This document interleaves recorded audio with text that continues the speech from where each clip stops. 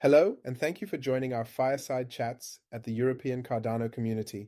I am Markus, one of the core team members, and if you like what we are doing, please consider supporting our individual projects. At time of this recording, these are Davide's Rookies Game, Ricardo's Web3 user group, or delegating to my Cardano stake pool with the ticker Birth to support us at Larissa Health. You will find the links to our guests and our projects below the video. Now hit the notification bell, give us a thumbs up, and enjoy this session. It's going to be great today. Yes, hello everybody. Welcome to another appointment with our fantastic town hall fireside chat. Today we are waiting for fantastic, fantastic out of time. Today we have a lot of nice guests and a beautiful project that we can discuss. I see Andrea already there. Thank you, Andrea, for having accepted my invite. He's from Arbiter. That is a very innovative NFT project. He will tell us something more. We are still waiting for Cardano Thor. I don't see him in between the room. But we have Robert here from Mynth. Exactly. We have Robert from Mynth. That is nice to have. The project is amazing. And potentially Vedran, he's on his way, but he's currently stuck. And he will join a little bit later. And then hopefully join the discussion. It's going to be great. We changed the format today a little bit. Yes, because we plan to have 4 different guests, so to have a little bit more consistency in our discussion. Okay, I already say the hello, so we can officially start. Usually when we have our fireside chat, we read our mantra that is exactly the same as the Global Town Hall mantra, but translated in many different languages so that we can create more confusion. Because I don't know if you participated to the Global Town Hall, usually this part is very confusing. There is a lot of people talking over each other. Here is even worse, so it's very funny. Since we have another fellow Italian in the room, I will ask Andrea if he can read the first line of our slide, and then we take it from there. Benvenuti all'esperimento. Welcome to the experiment. Boaz is not here today. Les choses peuvent. Quebra. Fehlende Dokumentation. Who's speaking English here? Yeah, that's easy for. Should be easy. Okay, I take it different greatly between iterations. Disorient, overload, and inspire. And our goal is to provide an Asphalt. asphaless and lively environment for you to explore the highest potential della collaborazione umana. Perfect. Okay, that was smoother than the usual. We also want to remember that the 26th of this month we will have the Catalyst event for the start of Fund 12. That will be important, and I hope that you guys can join. Our team member Mauro will be there for sure. Unfortunately, I cannot join because it was a little bit too late for me, so it was difficult. I don't know, Markus, if you managed to get a ticket. No, it's the same here, and we're actually moving. So yeah, there's some priorities. If possible, there will be also an online part, so we can see each other digitally also there. And after that, we go forward, and we have our own mantra that has been written by Markus, so I invite him to read it as usual. Keep your notes up to date. 8.9. Try to study or learn something new every day. And by the way, join Mithril. Support and connect with community members for synergy and goals. That's what we're doing here today. Loving the discussion already that's going to come today. Be inclusive, friendly, and wise with words, even in anger. And share information without destroying dreams, people, or the reputation. Thank you for being here at the Fireside Chat. Thank you very much, everybody. We also want to remember that we, as a community, we host several different Twitter X spaces in many different languages in the European Union. We have a regular appointment now for Italian spaces, for Greek spaces, every first Monday of the month. We will soon have, thanks to the second Markus you see there, having also German spaces. That's very nice. And I invite everybody, if you have friends that want to host a space in different languages, just get in touch with us and we'll make it happen very, very gladly. So let's present our guest for today. The first one should be Cardano Thor, but I don't see him in the chat. So I think he's very busy with his new occupation at AXO. I hope we can join as soon as possible. And we'll also have, I think we can proceed with the second guest, that is our friend Andrea from Arbiter. Arbiter is a very nice project. It's a different kind of NFT, but I want Andrea to explain to us how is this about. And we have a Yes, little change, nice to meet you guys. and we have a little change in how we want to proceed. We want to keep the presentations basically as short as possible, if that is possible for you guys, as of this short notice, and then having more of a conversational style, because you're all working kind of in a stable environment, and this is a very current discussion at the moment. And if you, we would love to invite you to join that discussion, because I think there's a lot of need in the community to talk about these things in a normal environment without drama. And if that is okay for you, if you can work with that short time frame. So the idea would be that Andrea starts, then Robert, and if we have Cardano, if we have Thor and Vedran then joining, then they will just join the conversation. But maybe you can already give your ideas about the current environment. Would that be okay for you guys? Absolutely. Yeah, it Perfect. should take a minute. Mhm. Should I go ahead? Yes, please. I will show So- put a slide with your very nice one page that you sent me. This is cute. This is a cute one, cute Yeah. infographic. So just very briefly, a couple of words about myself. As Davide said, I'm Italian, but I've been based in Taipei, Taiwan for quite a while, and since 2009, it's been 15 years or so. I'm an European overseas. Been in Cardano since 2021. I think it was early spring 2021. First as a community member, and then slowly as a founder for Arbiter now. Arbiter is a utility NFT, basically backed by a trading firm based in Dubai, UAE, and we are an international team of 4 core people, and then we have more team members scattered all around the world. Basically, it's me, other 2 co-founders, and now we have a Web3 team as well, scattered over between Dubai and Italy and Taiwan. Our NFT is basically a very a straightforward passive income play where we have a treasury made up of funds from minting funds and royalties, and this treasury is the way we provide access to our holders to what is basically our portfolio of existing and functioning trading strategies from a Web2 division. So it's a way of connecting Web2 and Web3, give passive income, and at the same time trying to create an NFT backed by a solid intrinsic value. And as the infographic tries to say here, we also have a cute mascot called RB, the butterfly, which is supposed to make to fit better the Web3 narrative. So it's even though our marketing people, they don't like me to use the word, but we are basically a Web 2.5 project where you have an NFT and then a company backing it up, and it's minting as we speak. We started minting last week. It's a slow mint as we expected from the market, from the environment, but the treasury, the funds that we collected is already deployed. They're already deployed to our core strategies, and they're already compounding returns for our holders as we speak. So that's what we do. I hope that was brief enough. That was great. How does Yeah, this work?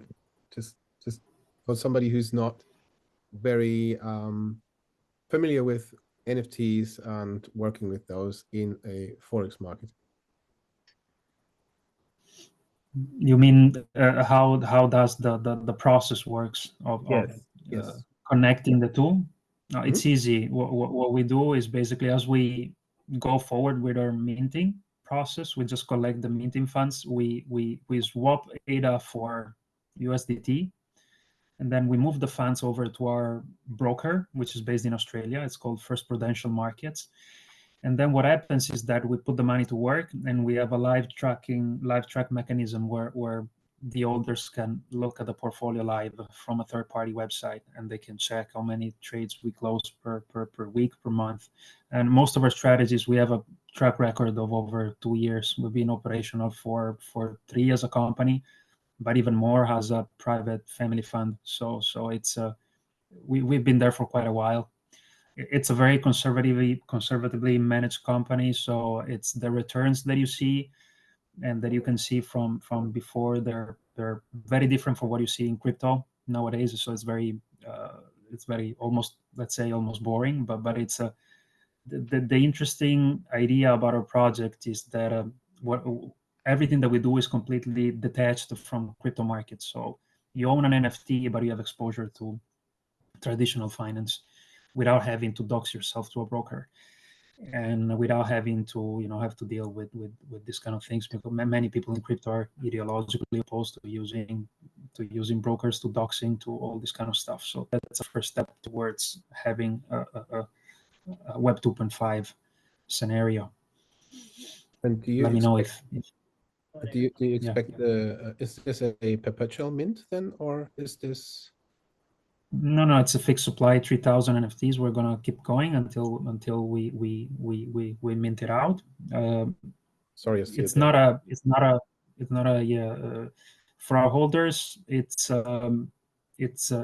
already, the treasury is already compounding. So the good news is that we don't need any additional capital to actually set the system in motion, because it's already functioning. So whatever we mint in terms of whatever we get in terms of funds, we put to work immediately. So to them, it's already, they're already basically compounding on return on investment as we speak. But the idea is to, of course, to try to mint the entire supply, and that's 3,000 NFTs right now. And we're gonna work in that direction, basically. Interesting. Thank you. I have a question that is a little bit more technical, but I don't know if you actually can answer this. Can you share some details about? I don't know if it's possible from a policy point of view, because I want to ask if you can share some details about the algorithm that you are using for the main company, ATS. I can tell you a few details on what we do. I can't share I don't actually, it's the algorithm itself, like the bots are there set. It's all in the hands of the trading team. I know some details, but they try to keep it, of course, they're afraid of competition.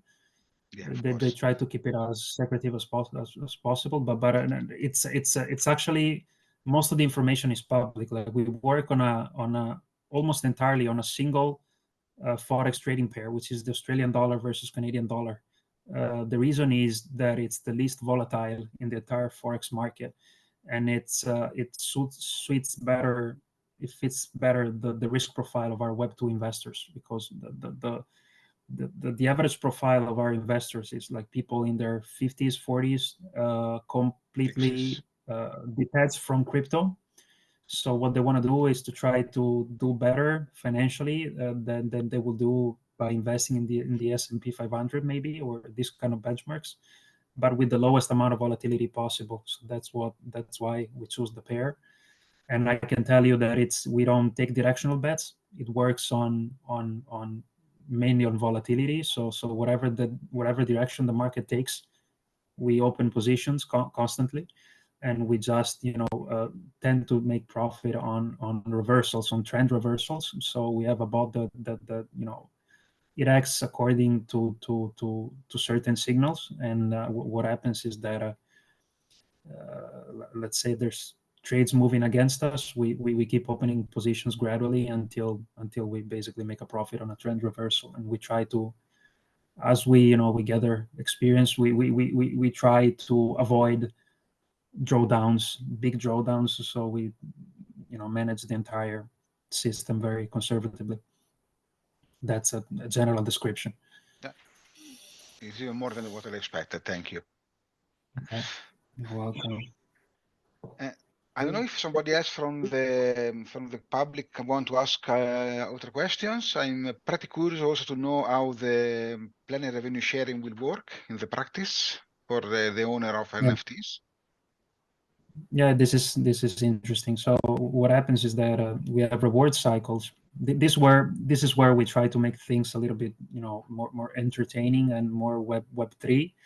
So normally, what you will do is just take the rewards and you take the profit from the strategy, buy back ADA, and give the ADA to the holder. So what we did is a little bit different in the sense that we take the ADA, we buy back ADA, and we have a contract. We have a contract with Anvil Dev Agency where they build a staking portal for us, and the ADA is going to be claimable by holders over there. But what we do is that we set reward cycles of 3 months. That's the idea for now, even if some community members, they're already advocating for 6 months because they want the treasury to compound more.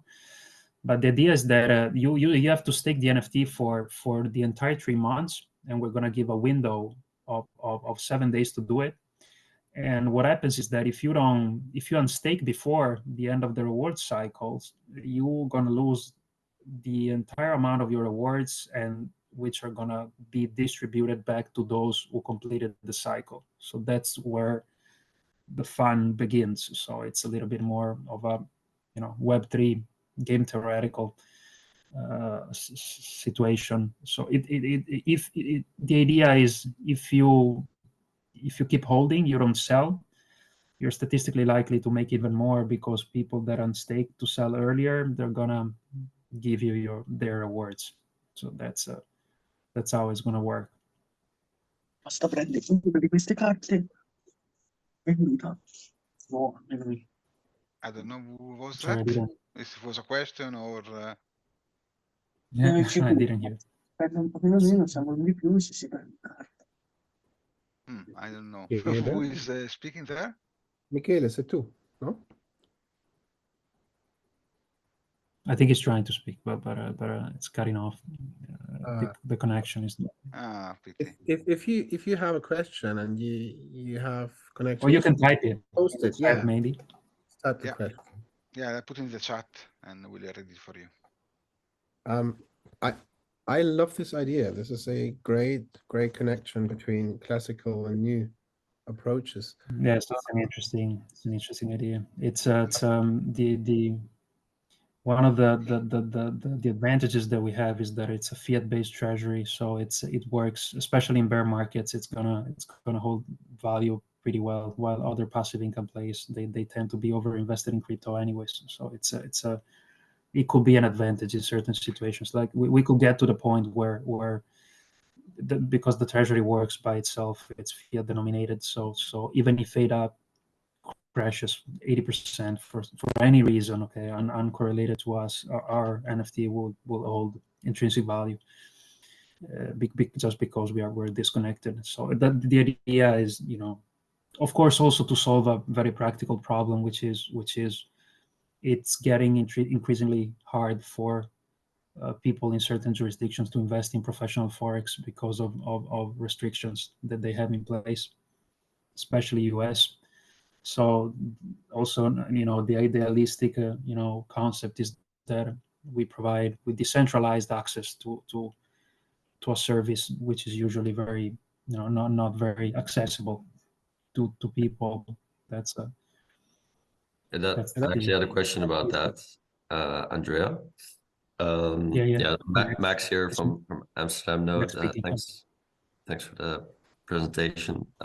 Interesting concept. I've also played around with this idea, that you can basically perform assets management type services, but you can place it on chain and track through NFTs what the performance is and how people get paid out.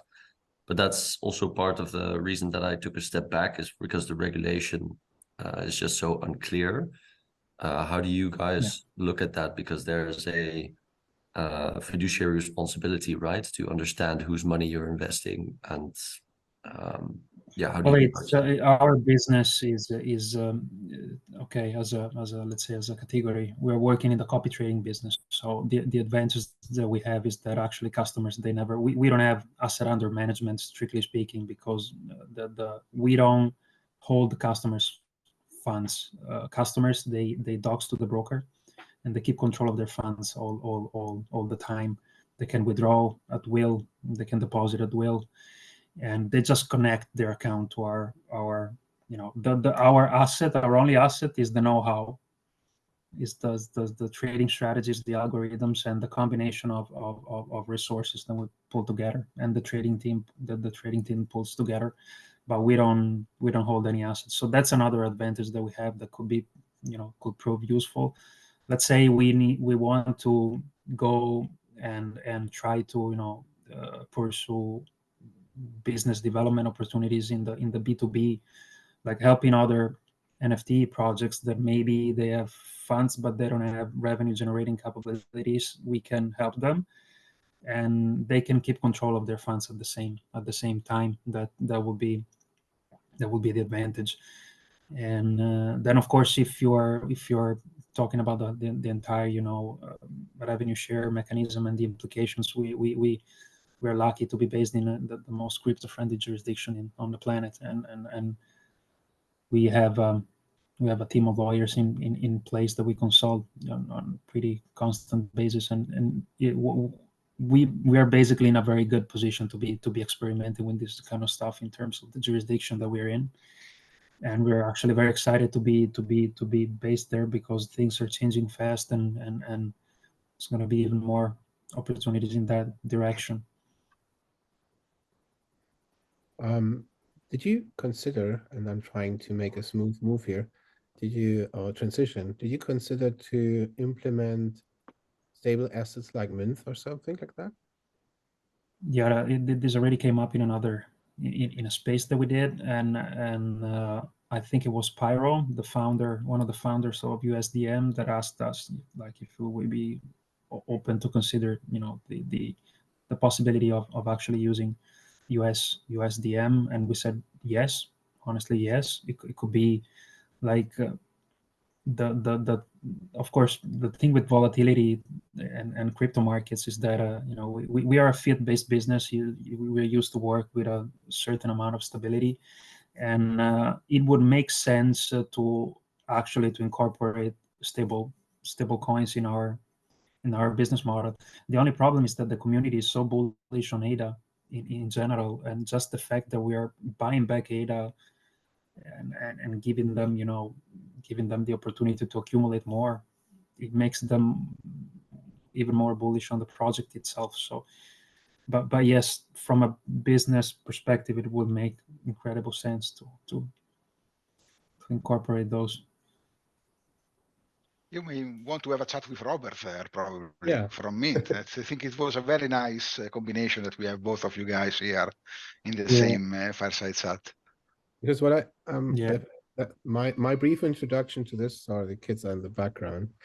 My No brief problem. introduction to this is to Robert is one of the first things I saw was the green thing and the chameleon. Then I saw this terrible, horrible. I mean, from a founder perspective, it broke my heart. Twitter space where everybody was jumping on him and trying to rip him apart, and he just provided technical ideas, and the community it was terrible from a founder's perspective. But ever since, I think he has proven that he really knows what he's doing, and is building bit by bit and progressing. And if you're in this Discord server, you just see things happening. And I was a critique in the beginning, skeptical. And then we had an interview, and I was exceptionally surprised by the way how Robert is arguing. He's never how you call that, running away from a discussion. So huge kudos to you, Robert, on this one. That's a very strong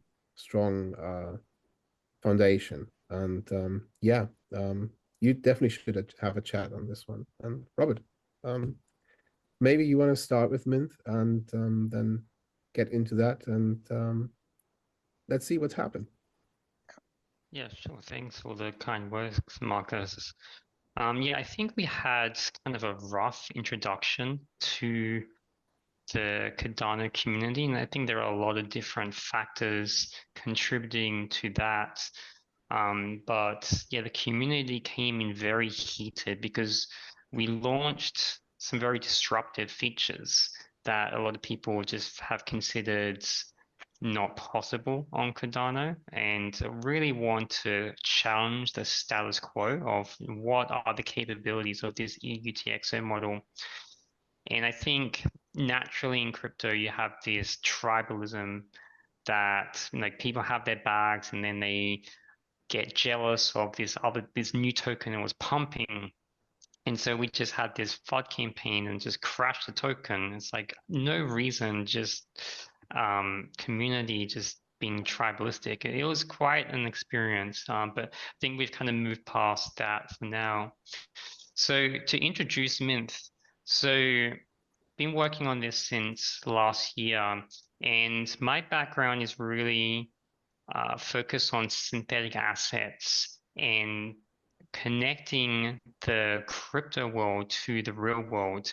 So I've been involved in crypto since 2013, and I got really fascinated when CryptoKitties launched on Ethereum because I saw the potential for an NFT, this really weird concept at the time, but an NFT that could represent something tangible that is not just purely speculative. And so since then, I've been working a lot with stablecoins. I've helped a lot of stablecoins kind of get to market on Cardano. And we have launched our own stablecoin in December called MyUSD. And currently it's the third largest stablecoin for Cardano by TVL. And where we're really focusing and differentiating ourselves is on the stability of the peg. So we have several mechanisms in place to make sure that that peg is reliable, regardless of if there's high liquidity or low liquidity. And it kind of worked in our favor to have all this FUD early on, because in part we wanted to test, can a stablecoin that we've designed be stable when everyone hates us, when everyone has trust issues? And the answer to that is yes. So now we have a lot more trust in the stablecoin, and we're starting to grow its liquidity.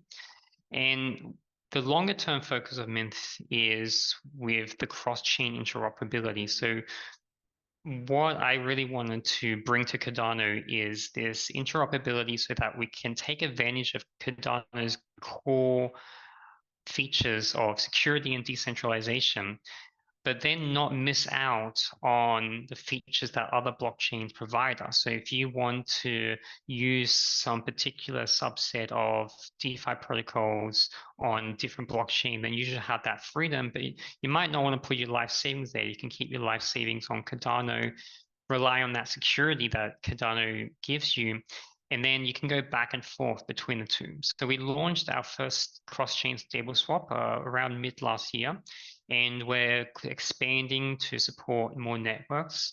By the end of this year, we hope to have at least half a dozen. We'll see how far we get through the roadmap. But we really want to make Mynth the interoperability hub for Cardano. So if you have tokens on Cardano, you have now the mechanism to transfer those tokens to other blockchains, and also vice versa. So a lot of our users are bringing in liquidity into the Cardano ecosystem. So if you have USDT or USDC, you can just swap that for MyUSD on Cardano, and now you have a reliable stablecoin that is one-to-one valued for these other stablecoins on different networks. So that kind of gives you, a bit of a brief introduction. So I'd be happy to talk more with your project, Andrea, because there's a lot of potential. But I think similar to Mehen, the struggle that we're having at the moment is just liquidity. the more awareness these projects get, the more users can get attracted to these new opportunities, the more these stablecoins can really blossom. And so we hope for the success of Mehen, of Indigo, of Butane. They're launching a stablecoin, hopefully in a couple of months now. The more stablecoins we have on Cardano, the better. And we do want to integrate all of these with our stable swap. So our stable swap will be launching hopefully by the end of this month. And this will allow you to swap stablecoins within the Cardano ecosystem and then swap those stablecoins for outside the Cardano ecosystem. So we're very excited for this new wave of potential to bring in liquidity into the ecosystem.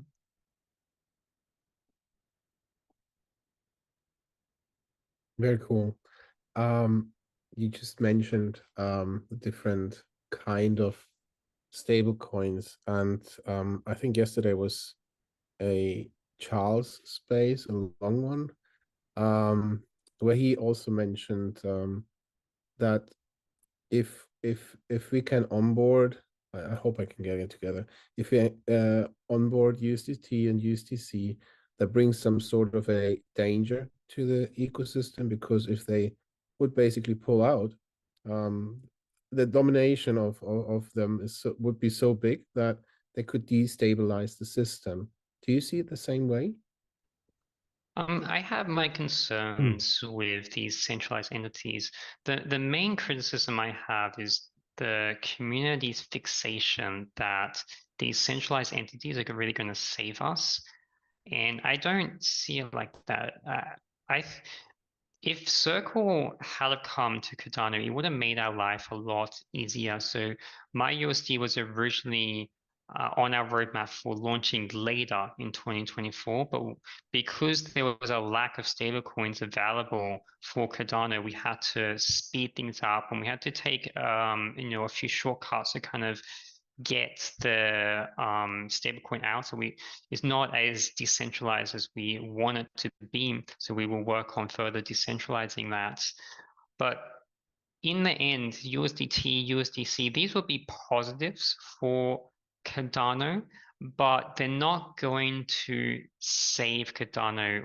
Not that I think Cardano needs saving, but a lot of people have this mentality, or seem to have this mentality, that is going to cause Cardano to have this influx of liquidity. And I just don't see that happening, because we've already launched stablecoins on Cardano since 2022. We have IUSD, we have JED, now we have Mehen.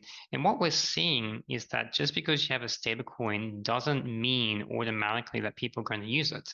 Unfortunately, Cardano is just lacking some utility, for some uniqueness to really attract in the masses. So Cardano has a very vibrant community, but that community is really segregated. It's really isolated from the greater crypto community. And so if we did bring on USDC, that would be great, but it's probably not going to be as big of an event as people think it would be. But then what we have seen on other chains, and I think to Charles's point, is that these stablecoins have had a lot of power. They can effectively control Ethereum's network just in the direction of the fork. If Ethereum forks, then everyone in the ecosystem has to choose a side, because you're going to move your liquidity to the fork that you believe in the most. And yeah, with USDT and USDC having such strong positions in those ecosystems, they effectively dominate the consensus. Now, if they do come over to Cardano, I don't believe they would have that same stronghold effect. Probably over time, they would start to gain some domination. But the key difference is that Cardano is already established without stablecoins. Until very recently, we were top 10, and we'll probably get back to top 10 pretty soon. But we got there without stablecoins. And so that's not the case with Ethereum. With Ethereum, if you look at Uniswap and all these other prominent dexes, their liquidity is denominated not in ETH, but in USDT and USDC. So we will have some effects. So if USDC comes to Cardano, you'll start to see some pools being denominated in USDC, but the overwhelming majority of pools are denominated in ADA. So that means that the community still has the control. So if Cardano does do a fork and Circle's like, hey, we vote for this version, because they don't have this, because they wouldn't have the same amount of dominance, they wouldn't have the same amount of power that they would have on a chain such as Ethereum. So I think they do bring some other risk, especially if they want to implement some of the technical changes that they want. So I've been in discussion with Circle and Tether, and they're very tough negotiators, but they want basically to maintain custody. They don't want the users to maintain custody of assets. They need to maintain control. And so that's like a philosophical difference between the design of Cardano and then the design of other blockchains. And if they are successful, they might want to implement some technical changes, and those technical changes could be irreversible for Cardano. But if they come to Cardano on our terms, then I think they would not have the same amount of power as they have on other chains. And especially if we already have strong coins, then Exactly. the competition would be in a way that you could say, yeah, we don't need you.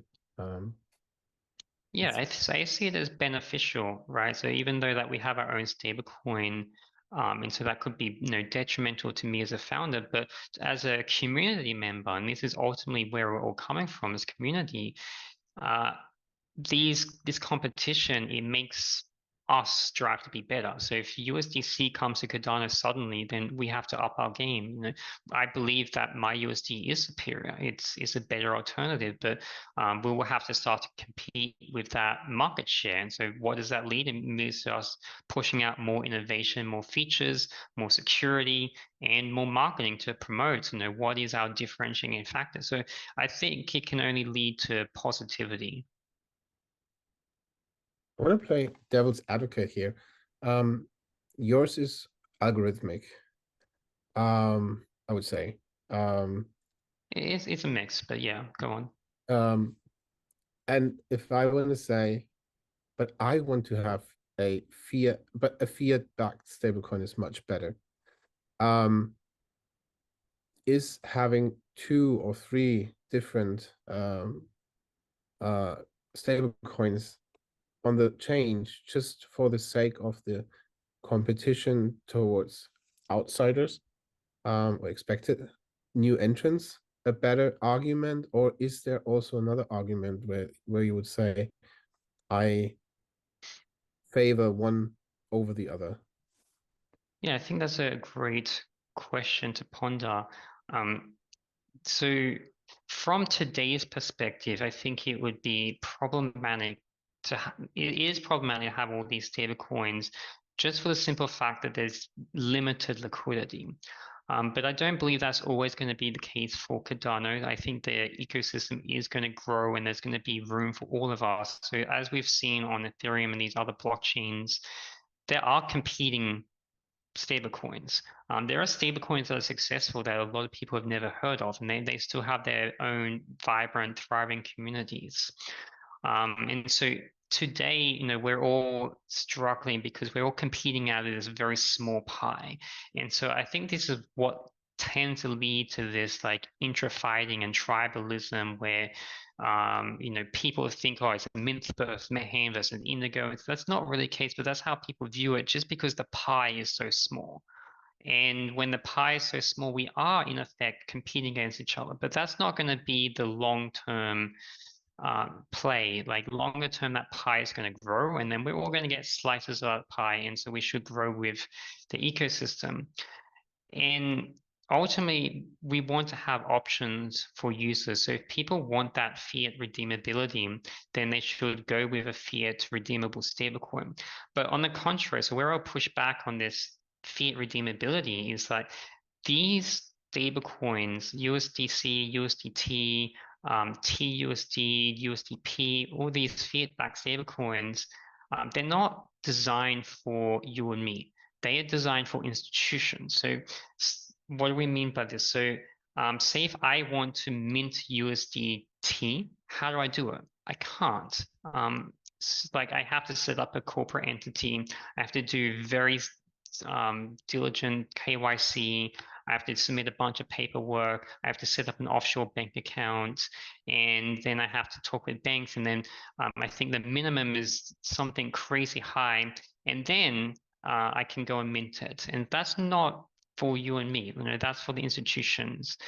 And this is where Mehan is really trying to set themselves apart, and I commend them for that. I am concerned about whether that's going to be successful long term. Like I think we have seen that they're struggling on the regulatory landscape because it's really hard to cater to the little people. It's much easier to make a fiat stablecoin that tailors to the institutions, because if you have like 3 customers, that's a lot easier to manage than to have 1,000 customers of all the little guys. And so that's where I see that we're really going to differentiate. It's like if you want to mint a stablecoin and participate in the arbitrage and potentially make your own trading strategies, you have that opportunity. Whereas USDT, USDC, you don't have that opportunity. Maybe you can use a third-party exchange like Coinbase or something, but you don't have that same level of access that the institutions have. But with us, with the decentralization, we have no borders, no restrictions. If you want to mint, $100 worth, you can do that. You want to mint $1 million worth, you can do that. We don't really want to put up barriers. So I think all these stablecoins, they offer their own advantages and disadvantages. And for MyUSD specifically, it will benefit us to have more available on Cardano because it gives us more collateral to work with. And then we also make money from the stable swap. So if people are using our stable swap and swapping between all the stable coins, then we collect protocol fees, and then that gets fed back into MyUSD as staking rewards.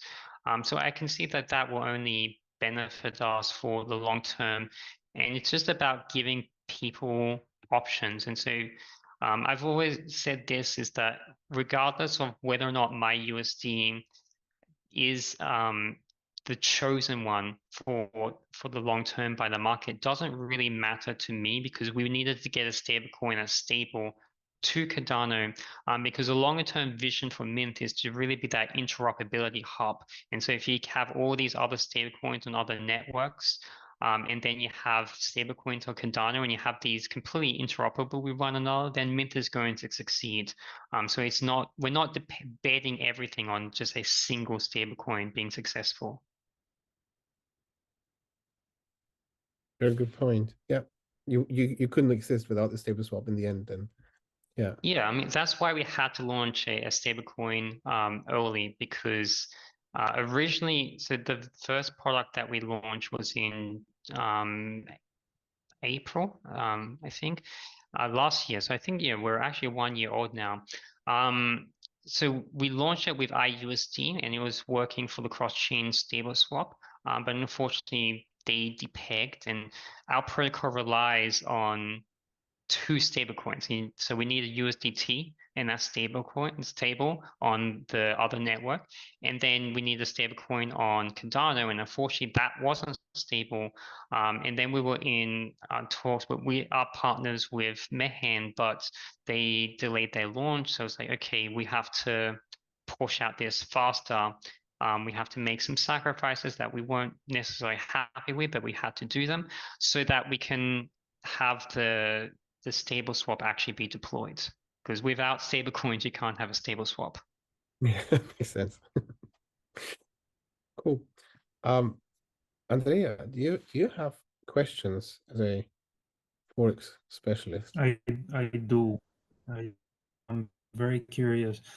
I think Robert said you said that it's a partly algorithmic stablecoin. So could you walk me through the structure of your stablecoin, because I'm not familiar enough, so I would like to know more, like how the mechanism works. So I guess there's a relationship between another token that you have That's usually how it works. But could you walk me through it? Yeah, sure, absolutely. So, yeah, I think it's a little bit misleading to think of it as algorithmic.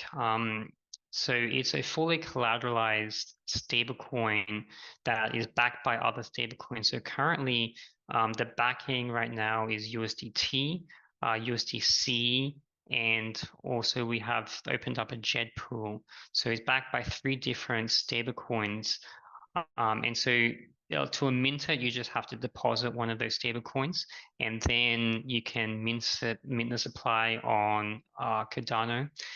And the key factor is that because we built the interoperability layer to have the communication between Cardano and the other networks, we have connected with Tron and we have connected with Polygon. So we have USDC on Polygon and we have USDT on Tron. We did have USDC there, but they have discontinued that network. So if you use any of those networks, then you can mint it.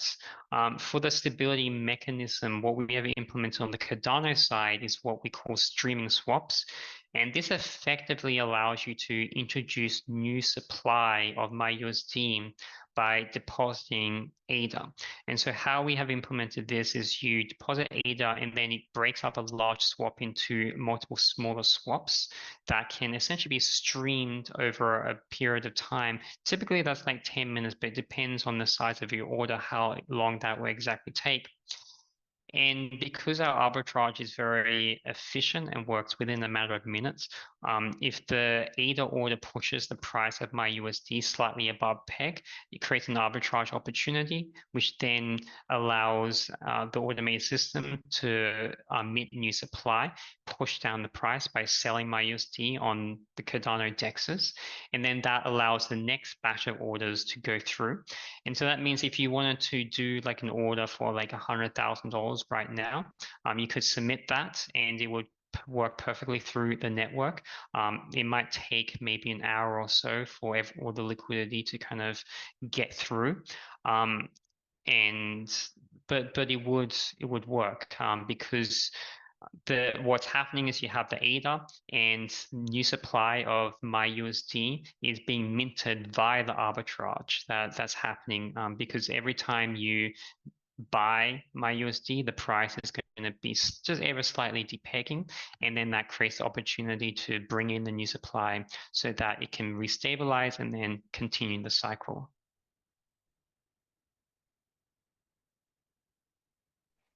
Very smart.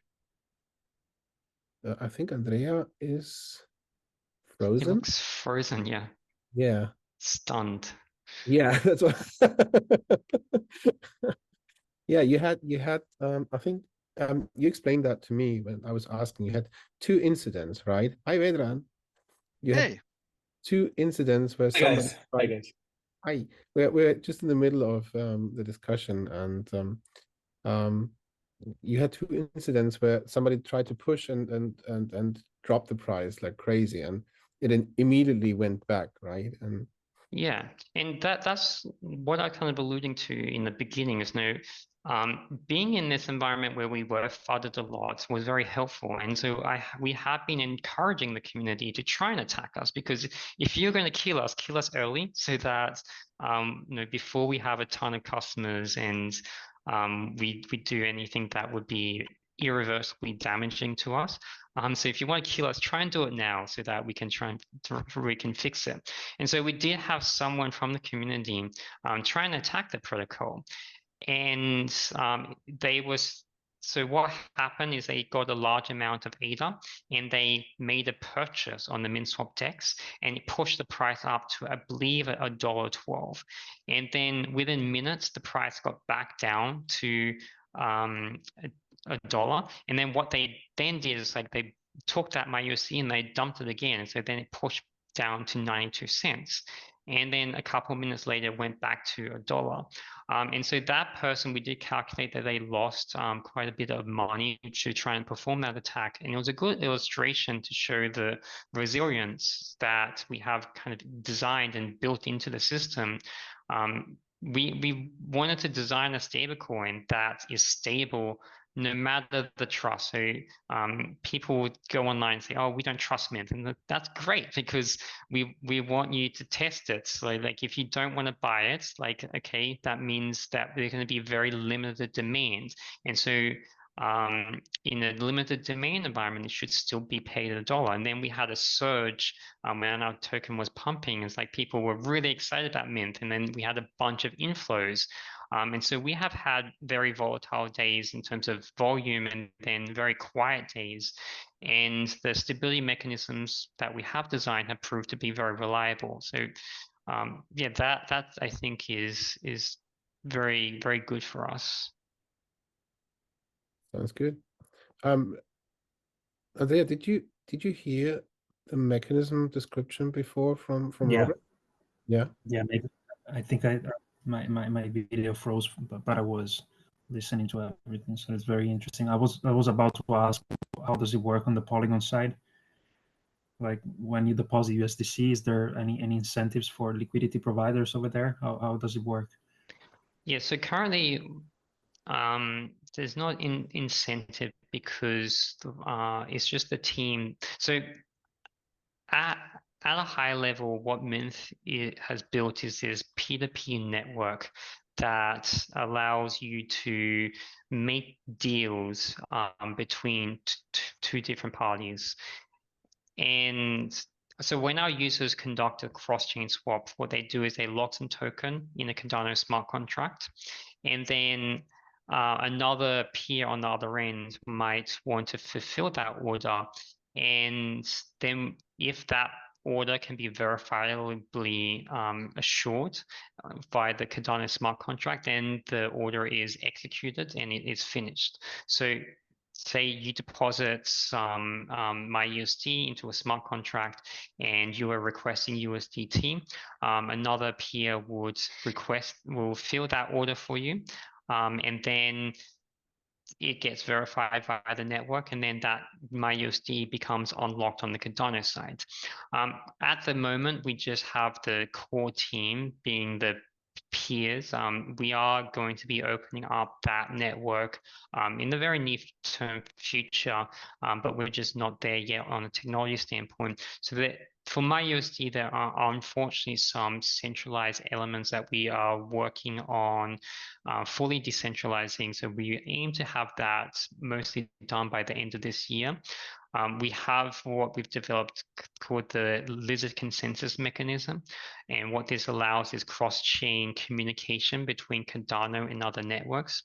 So when a mint request comes in from Polygon, for example, that token, say USDC, gets deposited into a wallet, and then the lizard consensus mechanism verifies that, okay, that deposit did happen, those tokens are locked in that address, and that message gets sent onto Cardano, and then the Cardano smart contract can do the validation to say like, okay, that event did actually occur, and that allows the temporary minting of MyUSD. So it opens up a small mint window to allow the MyUSD to be minted.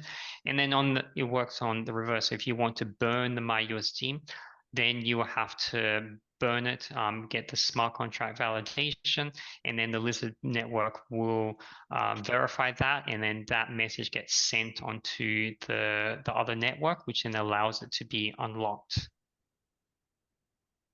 The lizard network. That's fine.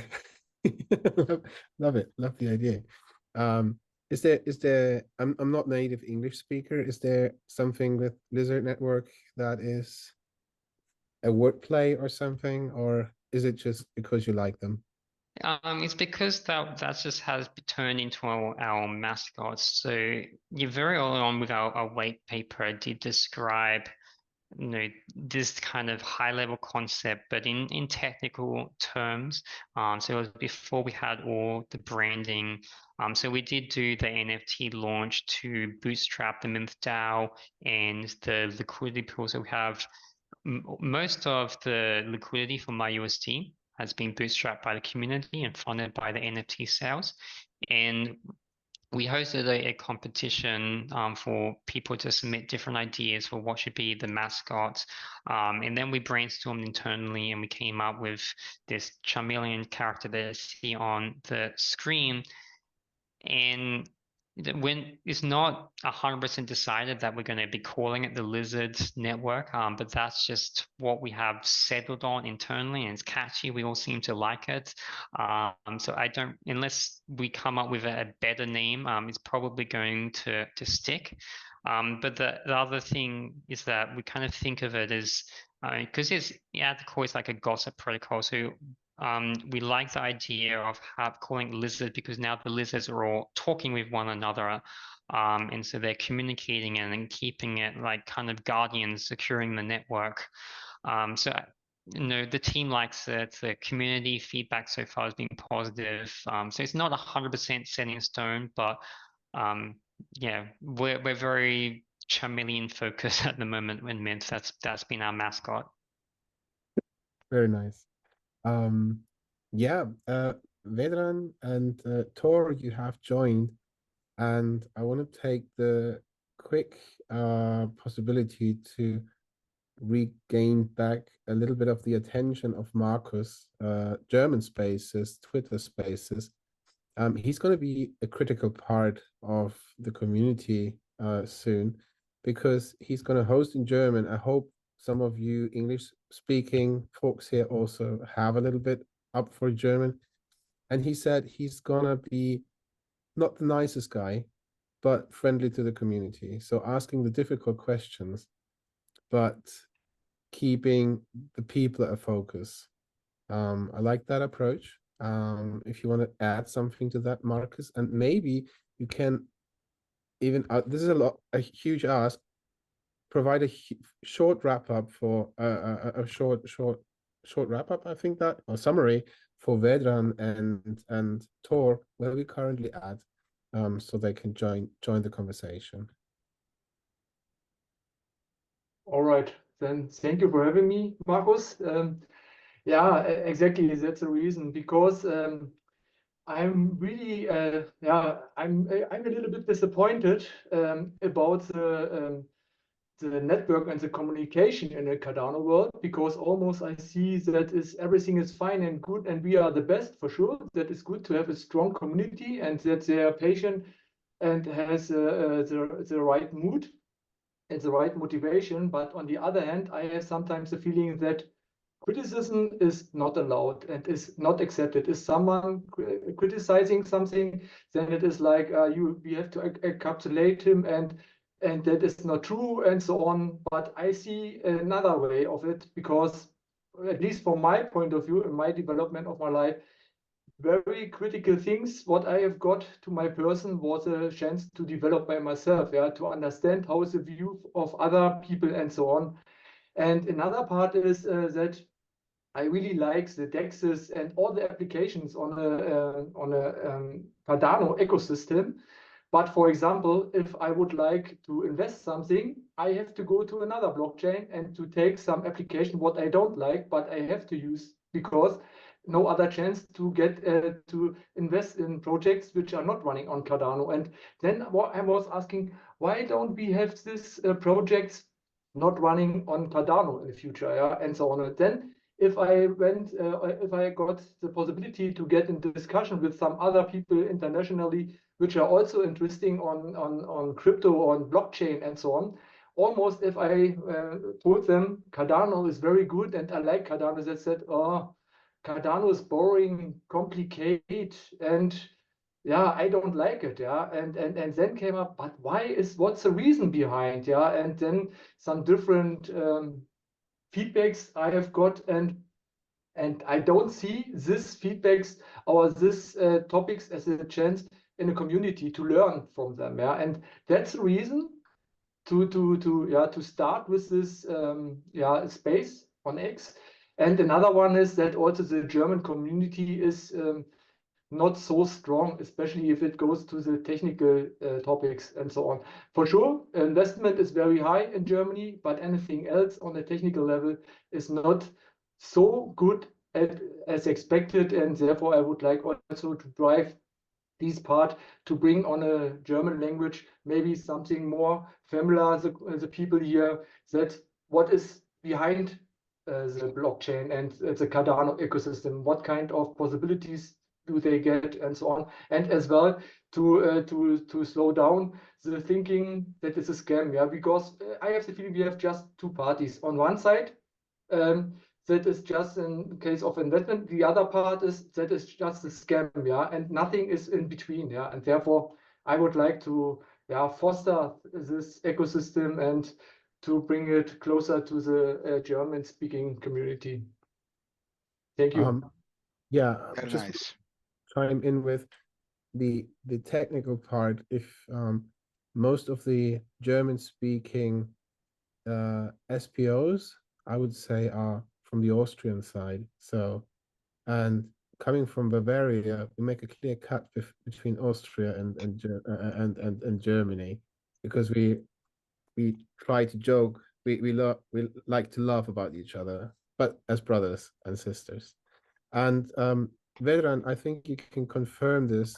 Same as Robert, you have made some serious FUD experience. And how does this translate to the ecosystem? And what's your thoughts on the stable situation that we currently have with the information that we've got? First of all, thank you for having me here. I'm a bit late. I was stuck in traffic. I'm in Dubai. I'm getting myself ready for the talk in 2049, and also I'm going to have a few of the meetings here with the VCs trying to raise money as everybody else in the space. So yeah, first of all, I want to just say a couple of words about the Cardano. I don't know, the whole space is like that. It's very crypto space is very polarized. People have like you know, everybody's super focused on a specific blockchain, which I think is super stupid, because in crypto we are all the same, and all those talks and argues about, you know, how much of TPS some blockchain has, what is the true output, and all that mambo jumbo. I think that the regular Joe, or you know, the people who are using crypto, they don't care about those things. They just love to fight. But as long as the blockchain works, as long as we can make transactions, smart contract, execute the smart contracts, it's all more or less, I would say, same. The problem with Cardano, I would say that, you know, we are in a way more techies. Like people in Cardano love to talk about the technology and brag about the scientific approach and everything, and that's why I think that other people are angry, because they don't get it, they don't understand it, it's too complex, and they think that we are smarter than them in a way. Also, Charles is very smart, but sometimes, you know, it repels people when you are too smart, when you know, sound too, I don't know, too smart in a way. You know, yeah, and regarding the FUD, you know, I don't have a problem with it, because since we started our project, you know, people were FUDing us, telling us that we are a scam, that we are a rug pull, and things like that. And crypto is like that. You have people that love you, and if they like you, they like you. If they don't, you know, they don't. There is no middle ground.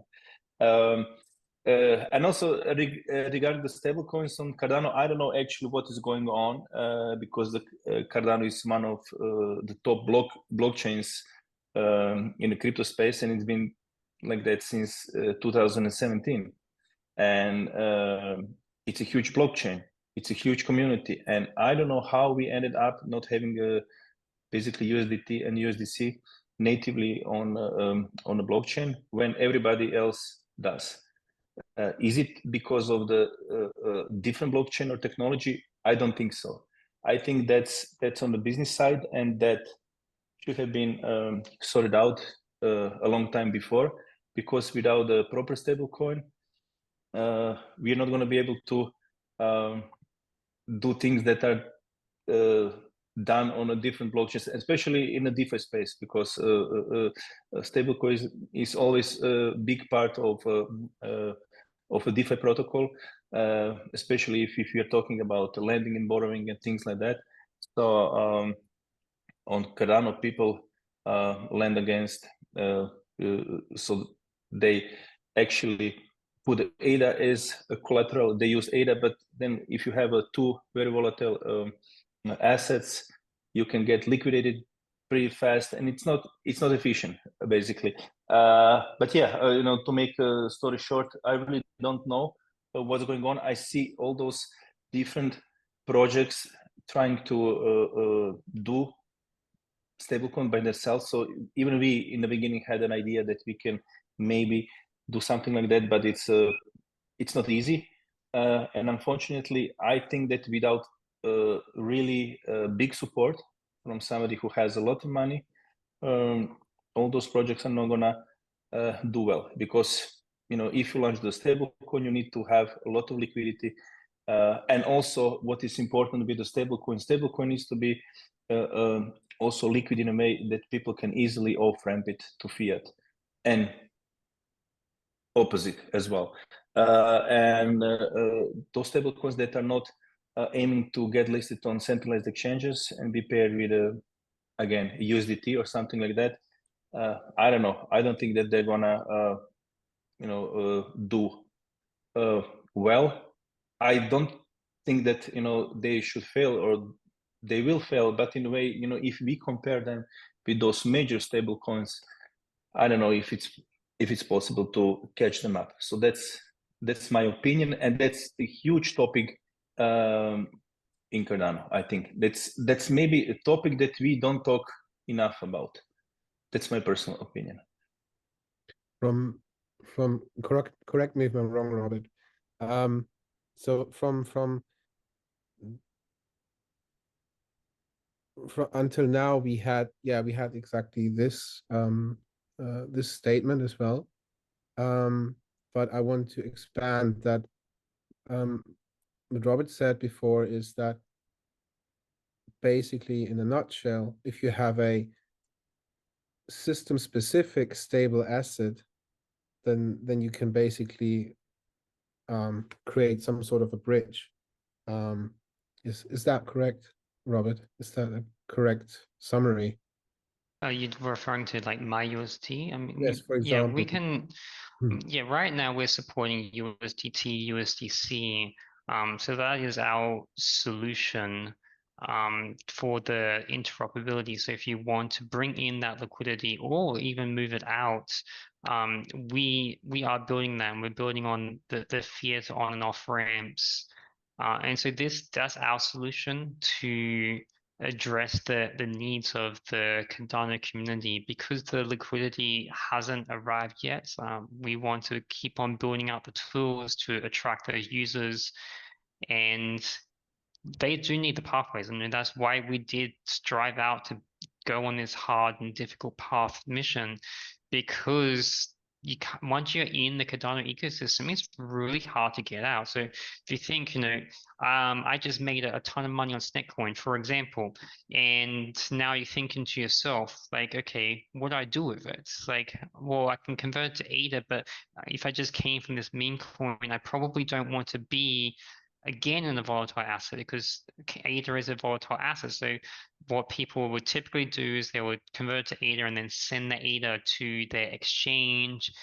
And a lot of times this works, but sometimes it doesn't work so well, because what will happen is the exchange gets a big deposit and it's like, okay, we have to take extra time to process this, and now you're really stressed out because ADA is going up and down, and you get an email from an exchange saying, oh, we need to take another 24 hours to validate that this deposit into your account is good. And so now you're exposed to even more price volatility. And so that's the real benefit of these stable coins, and that's what has helped Ethereum and others gain dominance, is when you make your money from DeFi or memes or whatnot, you convert into a stablecoin. You do USDT, USDC. It's, these are trusted brands in the ecosystem. And now you're hands off, right? Like you feel safe, you breathe, and now you can transfer them to your exchange, You can spend with them, and you're not exposed to that volatility. And then you can convert to your bank account. And so we want to allow that.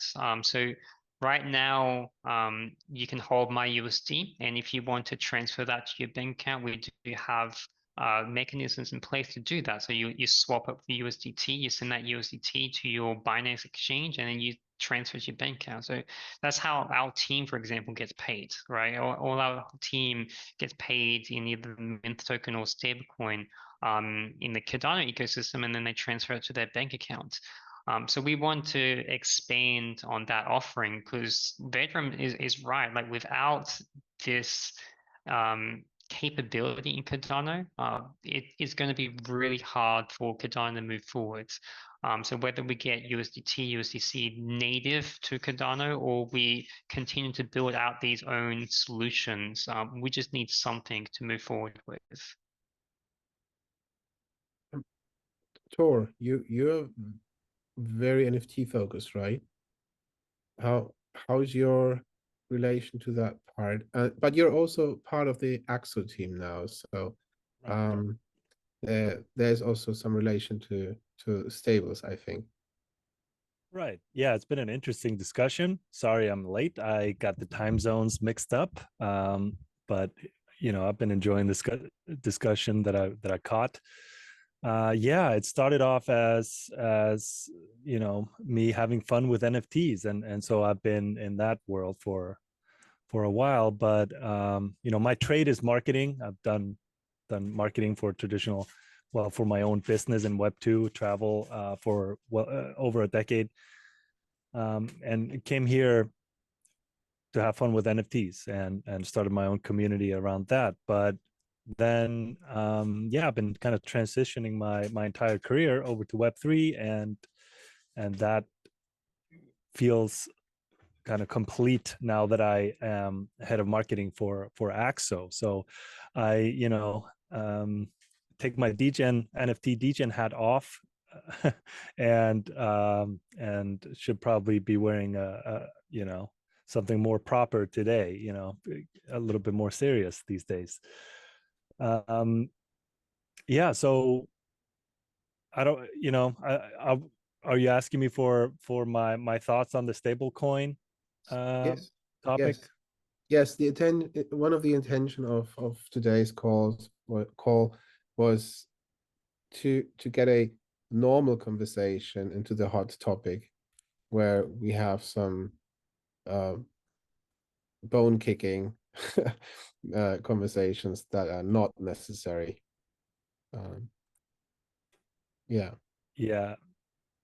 It's been you might have covered it already with USDM.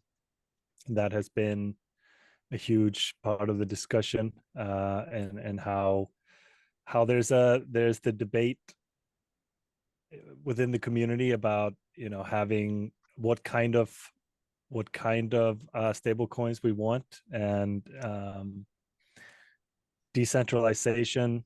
There's the problem with entities like Circle, the control they have.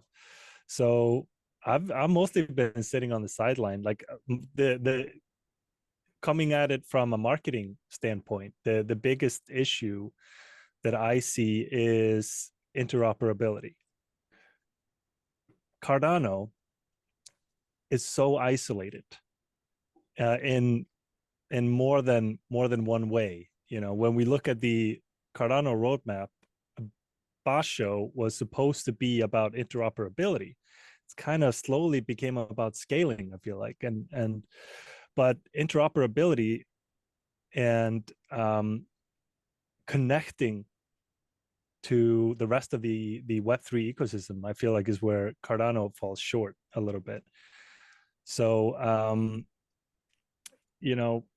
that obviously relates to stable coins and on and off ramps, but I enjoy the conversation from kind of that marketing perspective. How can we get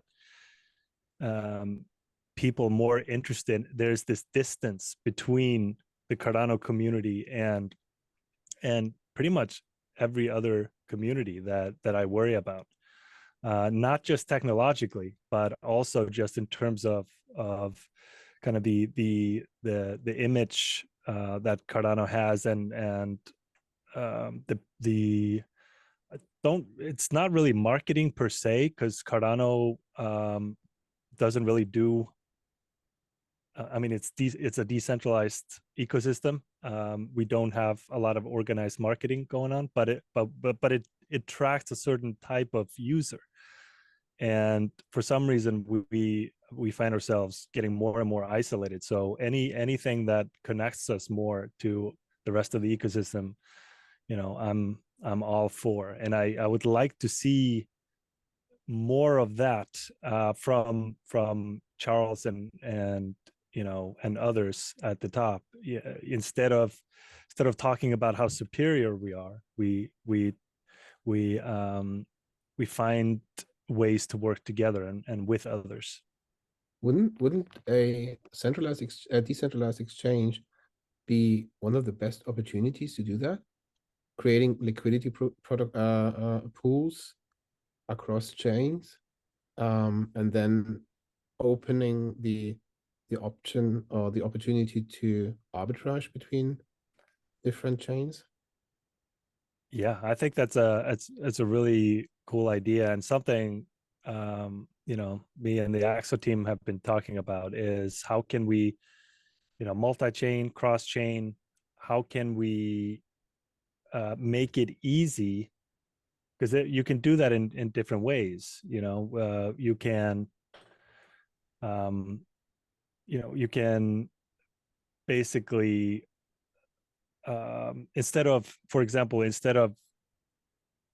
let's use Axo as an example. Instead of going from Cardano, you click on the Solana network. What you can do, you can just make it a seamless experience. So when you trade, you can put in an order that is basically ADA on Cardano that is represented as ADA on another blockchain. Yeah, exactly. So I think there are different ways to do that. And at the end of the day, I just think that people, the current in the current state of the ecosystem, the majority of people here are just interested in making money, at least kind of the average Joe, right? Maybe disproportionately on other blockchains compared to Cardano, I don't know.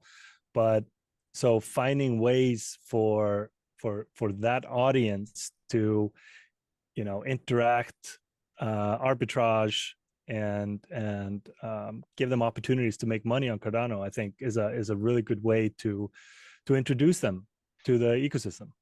Yeah, I mean, I'm not going to take the flowers here, because that's basically what Mynth is doing, but they're doing on a protocol level. But that's the beauty of the protocol, as I learned today. But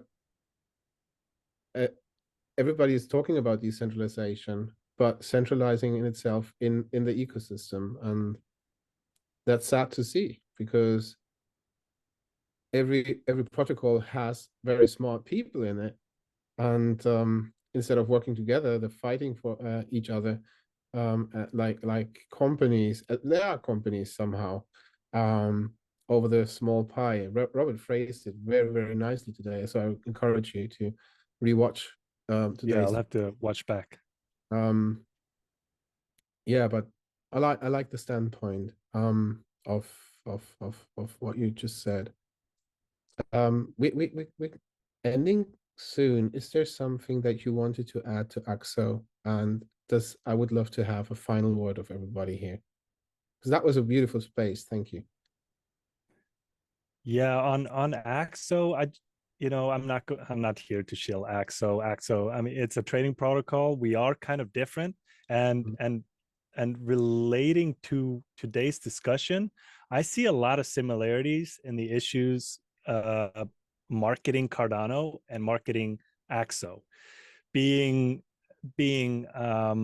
almost too complicated feeling like having this image of every, itself thinks it's superior, feeling disconnected from the rest of the ecosystem. I'm the new guy at Axo. I'm stepping into the current situation. I'm realizing there are some similarities there from a marketing perspective that I think are interesting. But what the other important similarity is that the foundation is incredibly strong. And because of that strong foundation, it's really exciting to think about the potential if those small things like marketing, user experience, interoperability are worked on. I think the potential is great. But yeah, I think I'll leave it at that when it comes to Axo. Thank you. Vedran, in reverse order.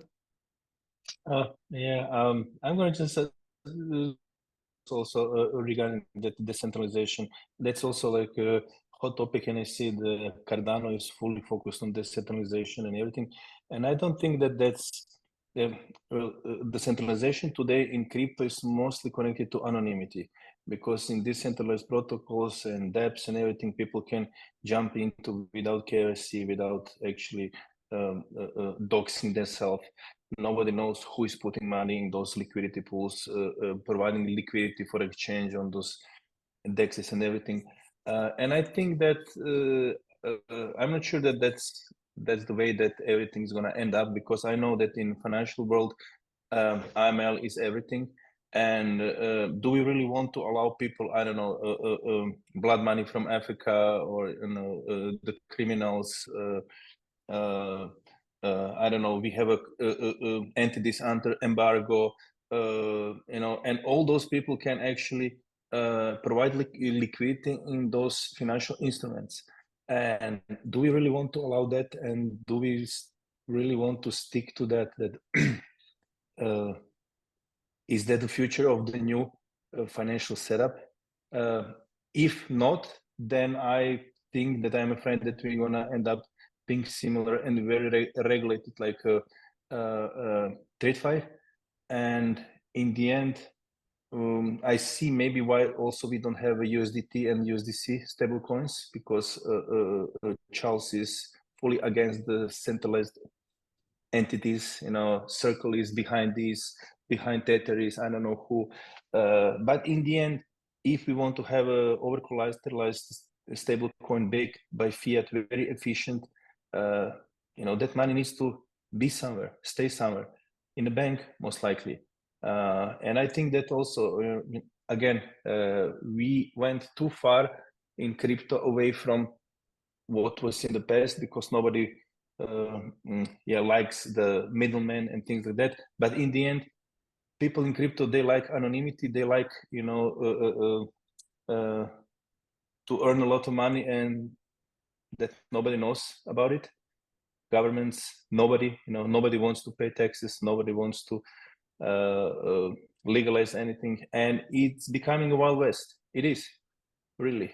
I don't even like this meme coin mania that is happening on Solana, because nobody knows who is behind all those projects. Basically, they're sucking in not millions, not 100 millions, but billions of dollars, and it's getting out of control, crazy. That's my personal opinion. Not wanting to pay taxes, but want to getting all the social benefits from the state. Yeah, exactly. Indeed. I was wondering if, Vedran, do you want also to give us a couple of minutes of explanation about Revuto, since you are there? Oh, sorry. Yes. Sorry. So, I already said a couple of times, we are maybe a bit different crypto project than others. We call ourselves, or we like to call ourselves, a mixture between fintech and Web3 company, because we are basically the core feature of our service is active management, active subscription management service, because we want to help people to better manage their subscription payments. It's a big pain in the world, because a lot of businesses are selling their products and services on a subscription business model, and we are leaving all kind of different debit or credit cards with them pre-authorizing those things, and people in fact are losing a lot of money on not remembering to whom, with what, how much, and when they're paying for. And basically, what is important besides that, the nice app which has a Web2 approach to help people manage those things, we actually decided to combine that with the Web3 technology, because I think that for people that are not crypto savvy, there are really interesting concepts in Web3 that they can take advantage of, and especially advantage of the deflationary, I would say, nature of the crypto assets because of the limited supply and everything. So for instance, we are offering them tailor build features on a Web3 like staking, so we can tell them, hey, listen, you don't necessarily have to spend your own funds on paying for those subscriptions on a monthly basis. You can rather invest in crypto and stake certain amount of cryptocurrency for a certain period of time and use staking rewards to cover those rather small, I would say, monthly expenses on average. Also, when it comes to micro-lending and borrowing liquidity pools in Web3, we can easily offer that buy now and pay later feature, where people can again borrow money to pay something on a due date and return it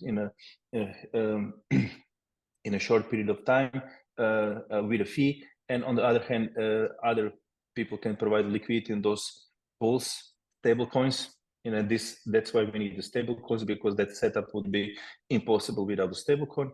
To earn money as well. And then also we have a really awesome use case for NFT technology, where we use NFTs as certificate on a blockchain that somebody prepaid with us a certain service. Then we issue that user a virtual debit card, and he uses that card with his service. And as long as he holds that NFT in his wallet, and we see that for what he prepaid, he can use that service, that virtual debit card with that service, specific service, and we top up that virtual card for the specific period, because we know for what subscription period somebody prepaid with us. I don't know if I explained it well, because it's a pretty simple setup, I would say, but this is something that we still didn't launch, and we are now building the product. We yet need to launch the debit card program, which was really hard for us. Now we are planning to do that for June, and I believe that we're going to be the first project on Cardano offering debit cards and also offering people opportunity to top up those debit cards with Cardano native tokens. Unfortunately, just a few of them, because also one of the problem in Cardano is that not many projects are aiming for the center to be listed on centralized exchanges. So AXO doing that right now, and that's really smart, and I congratulate them on that. We need more projects on centralized exchanges. And yes, I don't want to use any more of time.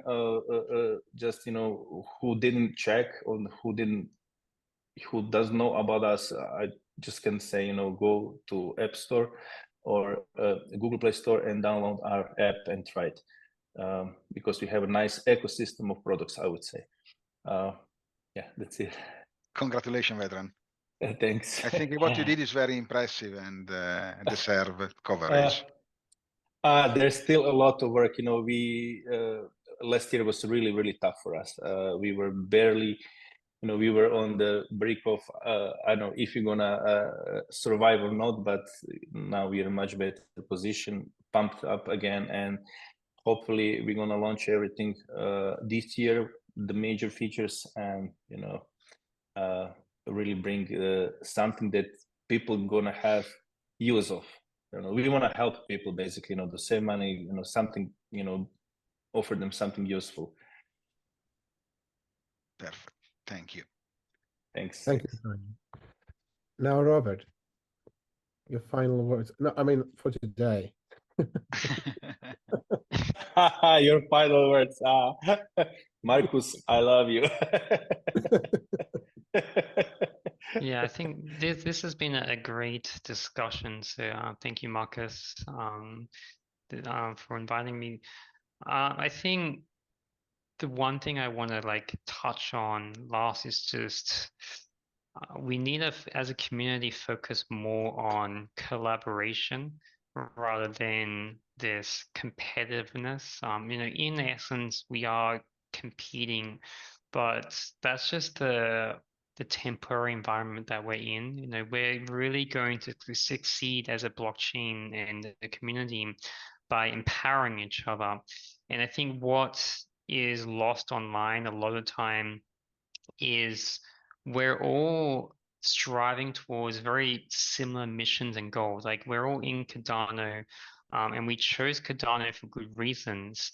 And in these day-to-day fights online, we kind of lose sight of that. Like, you know, we might have differing opinions on exactly how we're going to get to the end destination, but in the end, we're all striving towards that bright, positive future. So I do want to see more collaboration within the community.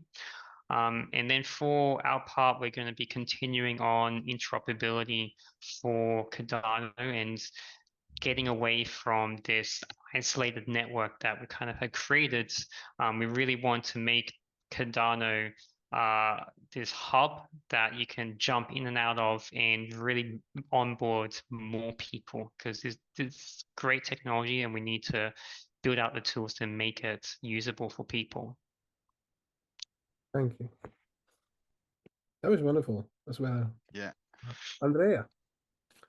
Yeah. I'm muted.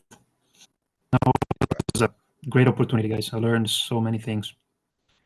I'm trying to digest everything. I'm gonna have to do a lot of homework, I guess. Especially on Mynth, I'm very interested in stable coins, and I'm looking forward to, you know, to explore opportunities to work together in any way. Very, very nice. As you guys said, yeah, we should be building more bridges. Yeah.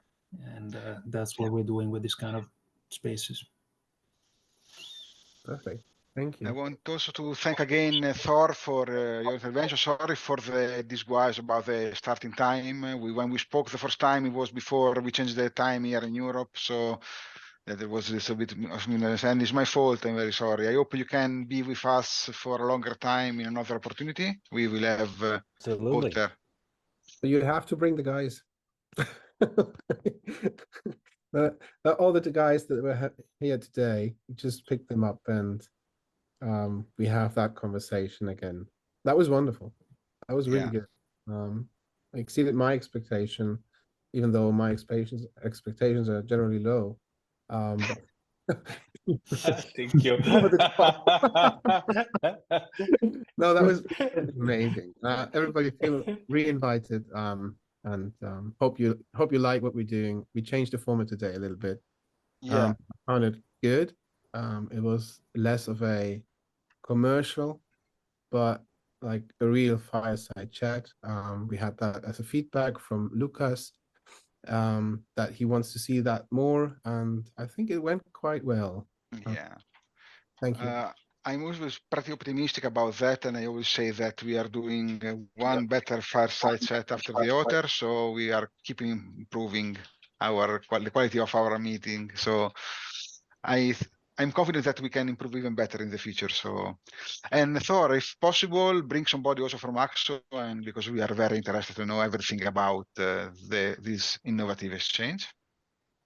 Absolutely, yeah. I might have to bring Jarek or someone who has been working on Axo longer than me, and maybe someone from development who is knee deep in the protocol. So yeah, would love to join again. Like I said, great conversation. What I caught.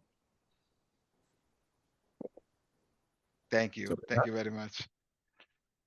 Okay, so guys, we want to thank you again for having participated and for having stayed here with us. It was another fantastic meeting. We have a lot of interesting guests, and I really hope to have everybody else here soon in the next town hall fireside chat. We'll meet again. I don't know if we can do the 25 because it's the day before Barcelona. No, we're not going to do it, I think. Okay, so we see in 4 weeks, guys. Yeah. Wonderful. And if you have Thank you very much.